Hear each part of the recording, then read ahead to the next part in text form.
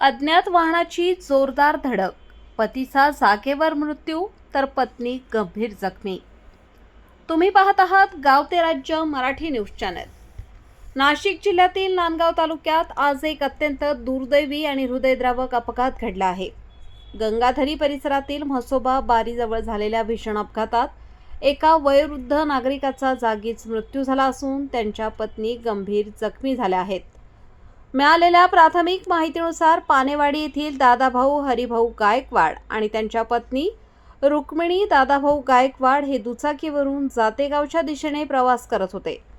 दुपारी सुमारे 5 वाजेच्या सुमारास म्हसोबा बारी परिसरात समोरून भरधाव वेगात आलेल्या अज्ञात वाहनाने त्यांच्या वाहनाला जोरदार धडक दिली.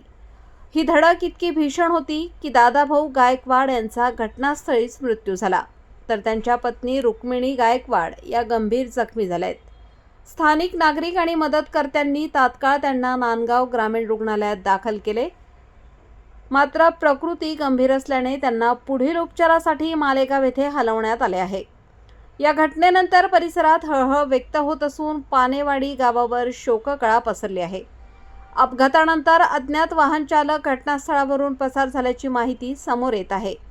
दरम्यान रात्री उशिरापर्यंत या प्रकरणी गुन्हा दाखल करण्याची प्रक्रिया सुरू होती. पोलिसांकडून अपघातास कारणीभूत ठरलेल्या वाहनाचा शोध घेतला जात असून पुढील तपास सुरू आहे. पानेवाडी गावावर शोकाकुल वातावरण पसरले आहे. संपादक विजय धामणे, नांदगाव, नाशिक.